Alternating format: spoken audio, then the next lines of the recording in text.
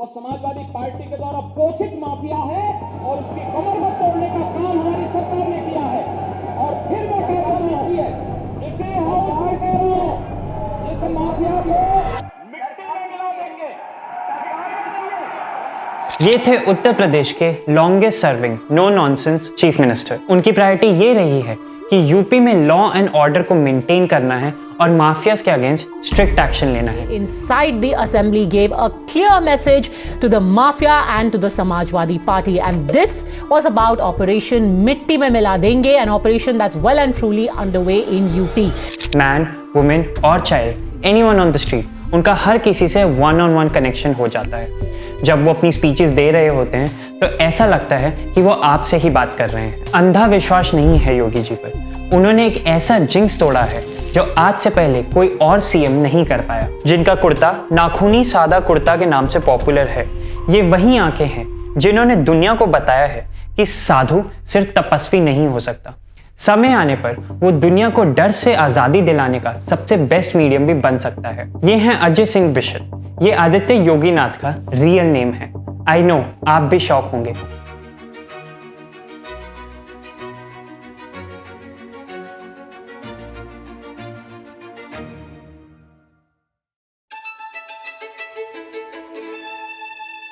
योगी आदित्यनाथ उत्तर प्रदेश के longest serving chief minister है। As a CM of Uttar प्रदेश मार्च 2024 में उनके 7 साल पूरे हो जाएंगे। उससे पहले ये रिकॉर्ड कांग्रेस के डॉक्टर संपूर्ण आनंद के नाम था, जो 1954 से 1960 तक 5 इयर्स और 345 डेज तक सीएम रहे। उसके बाद फुल टर्म कंप्लीट करने वाली थी बीएसपी की मायावती।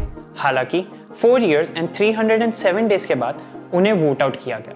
मायावती के बाद समाजवादी पार्टी के अखिलेश यादव थे, जो 5 इयर्स और 4 डेज तक सीएम बने रहे। योगी जी के चीफ मिनिस्टर बनने की स्टोरी भी बहुत ज्यादा इंटरेस्टिंग है। जब सीएम के सिलेक्शन की बात हुई तो मीडिया में दूर दूर तक आदित्य योगीनाथ का कहीं नाम नहीं था। एक बड़े पॉलिटिशियन का नाम था और कुछ कैबिनेट मिनिस्टर्स का नाम हवा में घूम रहा था। बट एक बार सडनली आदित्य योगीनाथ दिल्ली गए और उसके अगले दिन ही अनाउंसमेंट कर दी गई कि Aditya Yoginath is the new chief minister of Uttar Pradesh. उनका खुद का ये कहना है कि उन्हें बिल्कुल मालूम नहीं था कि वो चीफ मिनिस्टर बन जाएंगे, क्योंकि वो इस लाइन से बहुत ज्यादा दूर थे। जब यूपी के इलेक्शन में बीजेपी चुनाव जीती, कुछ दिन बाद अमित शाह ने उन्हें कॉल करके चार्टर्ड प्लेन से दिल्ली बुलाया। वहां जाकर उनको ये बोला गया कि आप लखनऊ जाओ और शाम वाली मीटिंग में एक लीडर सिलेक्ट होगा और अगले दिन आपकी चीफ मिनिस्टर की शपथ है। इस बारे में अमित शाह की एक स्पीच में भी जिक्र था। बहुत ढेर सारे लोगों के फोन आए थे कि योगी जी ने कभी म्युनिसिपैलिटी भी नहीं चलाई। वास्तविकता जी नहीं चलाई। योगी जी कभी कोई सरकार में मंत्री नहीं रहे। योगी जी सन्यासी, पीठाधीश है और इतने बड़े प्रदेश का आप उनको मुख्यमंत्री बना रहे हो। इतना बड़ा प्रशासनिक काम उनको दे रहे हो जिनके पास प्रशासनिक अनुभव शून्य के बराबर है। अमित शाह का इशारा शायद इस तरफ था कि मनोज सिन्हा और केशव मौर्य का नाम इस लिस्ट में बहुत ज्यादा आगे रहेगा, ऐसा लोगों का मानना था। बट अमित शाह ने ये कहा कि उनका और मोदी जी का ये मानना था कि जिसके अंदर निष्ठा यानी लॉयल्टी हो, वो मेहनत करने से नहीं डरता और फिर वो किसी भी सर्कमस्टांसेस को अपने काबू में कर लेता है। And he did prove himself. जो मैं जिंक्स की बात कर रहा हूँ, मैं उसके बारे में आपको बता देता हूँ। ये शुरुआत कैसे हुई ये नहीं पता, बट ऐसा माना जाता है जो भी एक बार नोएडा चला गया वो अपनी सीट खो देता है। योगी जी कई बार नोएडा गए, लेकिन ना ही उन्होंने अपना फर्स्ट टर्म कंप्लीट किया, बल्कि दूसरी बार भी वो चीफ मिनिस्टर बने, क्योंकि उनका कर्म में विश्वास था, उनका काम बोलता था। योगी सरकार ने यूपी की परसेप्शन को बदल के रख दिया। जहां पहले यूपी को एक बैकवर्ड बीमार स्टेट माना जाता था, वहीं अब वर्ल्ड बैंक भी यहां की सरकार की तारीफ कर रहा है। जब से 2017 में योगी जी सीएम बने, यहां का इंफ्रास्ट्रक्चर भी बहुत तेजी से डेवलप हुआ। सबसे पहले तो गंगा एक्सप्रेस की बात करते हैं। मेरठ और गाजियाबाद से प्रयागराज को जोड़ने वाला ये एक्सप्रेसवे अभी बन रहा है। अभी अगर किसी को मेरठ या गाजियाबाद से प्रयागराज जाना हो तो करीब 16 से 17 घंटे लगते हैं, लेकिन जब ये गंगा एक्सप्रेसवे कंप्लीट हो जाएगा तो यही सफर सिर्फ 6 घंटे में कंप्लीट हो जाएगा। 5 डिस्ट्रिक्ट्स में ऑलरेडी मेट्रो चल रही है और बहुत सारे और डिस्ट्रिक्ट्स में भी मेट्रो का काम जारी है। हम सब जानते हैं कि किसी भी स्टेट के लिए एयरपोर्ट की कनेक्टिविटी बहुत ज़्यादा ज़रूरी है।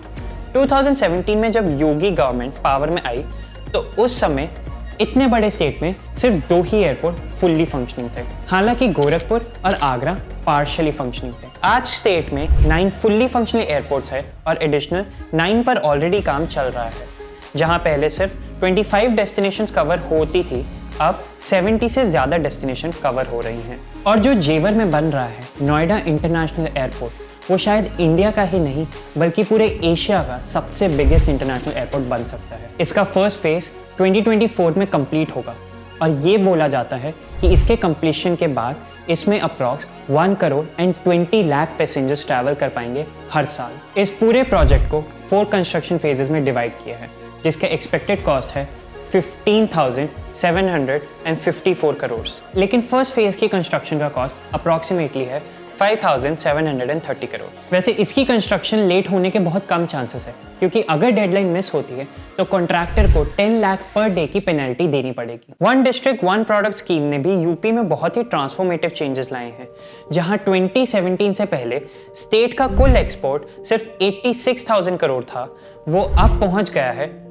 2 लाख करोड़ पे। स्टेट में करीब 96 लाख MSMEs हैं जिनको स्टेट 5 लाख तक की कवर दे रहा है in case of accidental and disaster losses. Recently Modi ji ने बुलंदशहर में railways, highways, petroleum pipeline, water, sewage, medical college और इंडस्ट्रियल टाउनशिप के लिए 19,100 करोड़ के डेवलपमेंट प्रोजेक्ट्स का फाउंडेशन स्टोन रखा है। बिजनेस के लिए एक जो बहुत इंपॉर्टेंट स्टेप उठाया है वो आप कह सकते हैं न्यू खुर्जा से न्यू रेवाड़ी तक का डेडिकेटेड फ्रेट कॉरिडोर। 10,141 करोड़ से बना ये डेडिकेटेड फ्रेट कॉरिडोर जो ईस्टर्न यूपी को वेस्टर्न यूपी से जोड़ता है, वो टाइमली मूवमेंट ऑफ गुड्स में बहुत हेल्प करेगा।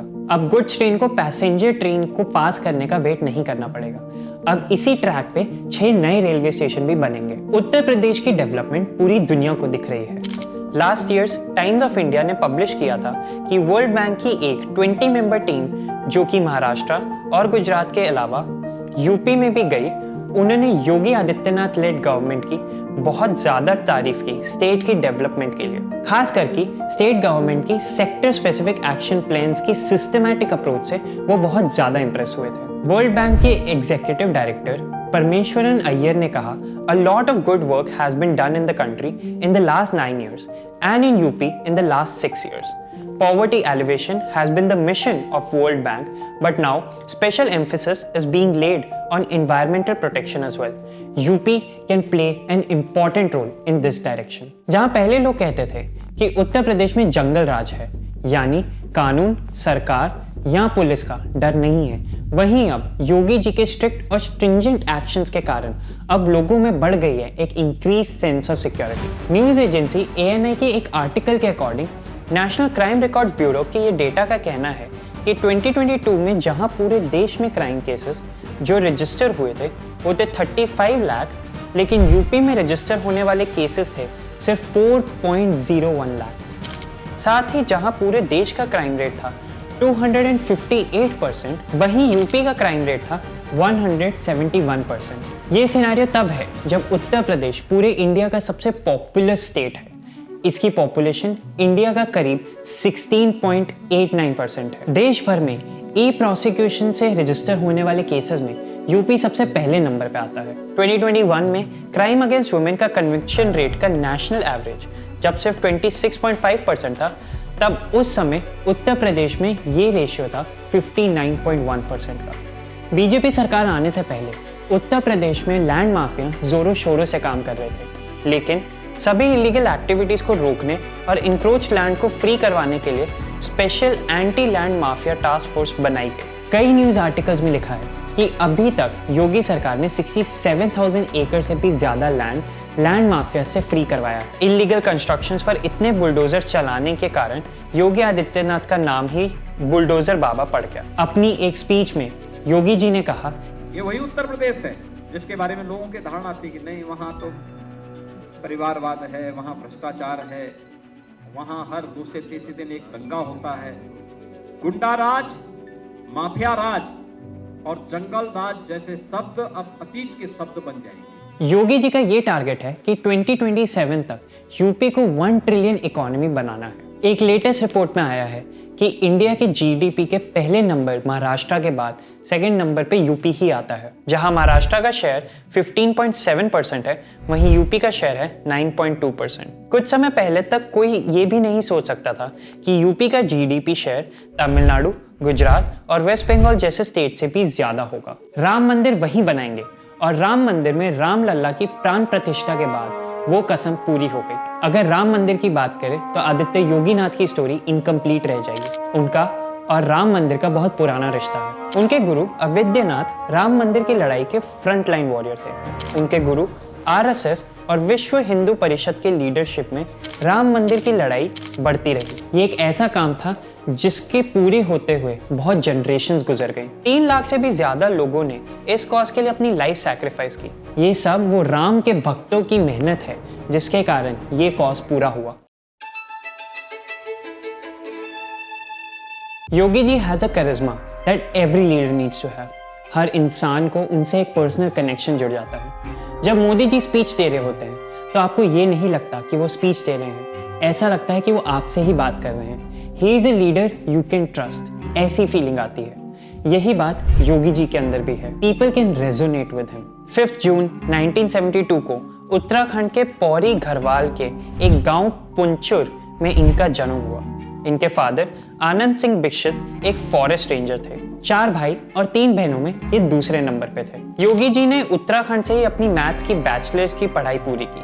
1990s में राम मंदिर मूवमेंट में शामिल होने के लिए इन्होंने अपना घर छोड़ दिया। उसी दौरान ये गोरखनाथ मठ के चीफ महंत अविद्यनाथ के शिष्य बन गए।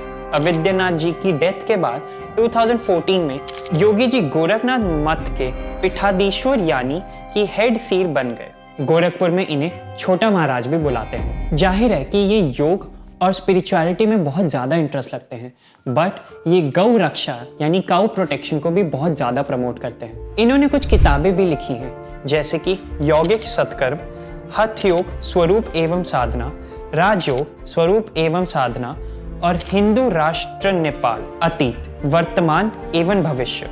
योगी जी हमेशा धोती कुर्ता ही पहनते हैं, लेकिन इनके कुर्ते में एक स्पेशल बात है। ये जिस तरीके से सिला जाता है उसके लिए टेलर्स के नेल बहुत बड़े होने चाहिए, इसीलिए इस कुर्ते का नाम रखा जाता है नाखूनी सादा कुर्ता। इनका कुर्ता गोरखनाथ टेम्पल कॉम्प्लेक्स के बुद्धराम सिलते हैं। ही ओनली लाइक्स गोल गले का कुर्ता। चलो, इतने बिजी होने के बाद आखिर वो फिट कैसे रह पाते हैं, इसका सीक्रेट भी आपके साथ शेयर करता हूँ। वो रोज सुबह 3 बजे उठते हैं। कभी उठे हो 3 बजे, मैं 5 बजे नहीं उठ पाता। मेरे दोस्त मेरे को रोज़ सुबह कॉल करते हैं कि साथ में वर्कआउट करेंगे, बट आज भी 5 बजे उठने में मेरे को आलस आता है। योगी जी रेगुलरली योगा और मेडिटेशन करते हैं। ब्रेकफास्ट में उबले चने, वेजिटेबल दलिया और फ्रूट्स खाते हैं। जस्ट FYI, उनका फेवरेट फ्रूट पपीता है। उनको ड्राई फ्रूट्स भी बहुत ज़्यादा पसंद है। लंच में सैलेड, दाल, सीजनल सब्जी और रोटी। डिनर में सिंपल दाल और खिचड़ी। हालांकि वो सोते देर 11 बजे से हैं, बट वो डिनर 8 बजे से पहले ही कर लेते हैं। सब फिटनेस गुरु यही कहते हैं कि डिनर 8 बजे से पहले कर लो। आप कितने बजे डिनर करते हो? कमेंट करके ज़रूर बताना। वैसे बहुत लोगों का ये कहना है कि अगर वो मोदी जी के अलावा किसी को प्राइम मिनिस्टर देखना चाहते हैं तो वो आदित्य योगीनाथ है। उनको ये लगता है कि जिस मुकाम पे मोदी जी इंडिया को लेके आए हैं, वहाँ से अगर कोई ग्रोथ को कंटिन्यू कर सकता है तो वो है Yogi ji. Succession of power का जो प्रोसेस है वो किसी भी देश की कंटिन्यूटी और पॉलिटिकल स्टेबिलिटी के लिए बहुत ही ज़्यादा क्रिटिकल होता है, और योगी जी इसको बेखूबी से निभाएंगे। आपको क्या लगता है, आपके क्या व्यूज़ हैं कि अगला प्राइम मिनिस्टर कौन हो सकता है?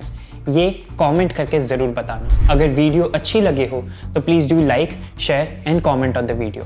अगर चैनल को सब्सक्राइब नहीं किया है तो अभी सब्सक्राइब करो, and don't forget to press the bell icon for further notifications. Thank you.